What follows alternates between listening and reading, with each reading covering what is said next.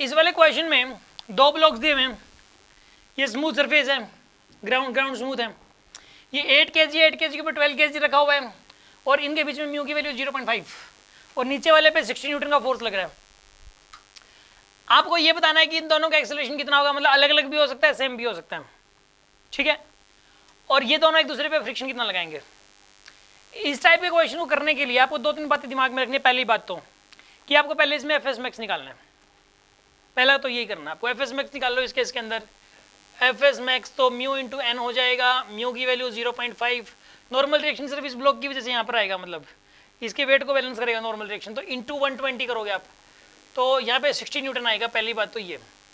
दूसरी बात, ऐसे क्वेश्चंस में मोशन तो हो रही है, बट बच्चे क्या सोचते हैं कि सर मोशन हो रही है ना, तो इसमें ना सर मैक्सिमम लगेगा फ्रिक्शन फोर्स, मोशन हो रही है। आखिर आप अगर देखो ग्राउंड होता और ग्राउंड पे एक ब्लॉक ही होता, बस ग्राउंड तो फिक्स है और ये मोशन कर रहा होता, फिर तो फ्रिक्शन फोर्स मैक्सिमम लगता।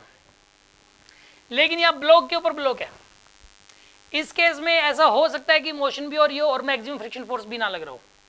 दूसरी बात ये दिमाग में रखनी है। तीसरी बात यहाँ पे फ्रिक्शन ये चाहेगा कि दोनों इकट्ठे चलें, सेम एक्सेलरेशन चलाना चाहेगा और सेम एक्सेलरेशन चलने के लिए जितने की जरूरत है उतना लगेगा, जितने की जरूरत है उतना लगेगा, ना उससे ज्यादा ना उससे कम। जरूरी नहीं है कि एफएस मैक्स लगे। फ्रिक्शन फोर्स का पर्पस ब्लॉक्स को रोकना नहीं है, ऐसे क्वेश्चन के अंदर, ऐसे क्वेश्चन को इकट्ठा चलाना है, उनके बीच में रिलेटिव स्लिपिंग से बचाना उनका पर्पस है। एक काम करो अब आप, मान लो कि इकट्ठे चले, एक बार मान लो कि इकट्ठे चलते हैं। अगर इकट्ठे चलते हैं तो पूरे सिस्टम का मास हो गया 20 kg, पूरे सिस्टम का मास 20 kg। तो अगर इकट्ठे चले तो एक्सेलरेशन कितना आएगा बताइए आप। Net force by mass 60 divide by 20, 3 metre पर सेकेंड इसका एक्सेलरेशन आएगा, ठीक है। इसका भी 3, इसका भी 3। समझ आ रही है बात आपको, अगर इकट्ठे चले तो। अब एक बात बताओ, ऊपर वाला ब्लॉक तो इसके ऊपर तो कोई फोर्स लग ही नहीं रहा, तो इसका एक्सेलरेशन 3 कहां से आ गया फिर। अगर ये इकट्ठा जा रहा है, 3 का एक्सेलरेशन है, इस तरफ है वो भी, यानी कि फ्रिक्शन इसी तरफ लगा होगा, इस ब्लॉक पे जिधर एक्सेलरेशन है उसी तरफ तो लगा होगा। और कितना लगा होगा, 12 × 3 36। कितना लगा होगा, क्या 36 लग सकता है? वास्तव में लग सकता है, क्योंकि 60 से कम है तो लगेगा, फिर 36 ही लगेगा। इसमें कितना लगेगा इस ब्लॉक पे, 36 न्यूटन, और इस पे कितना लगेगा 36 न्यूटन।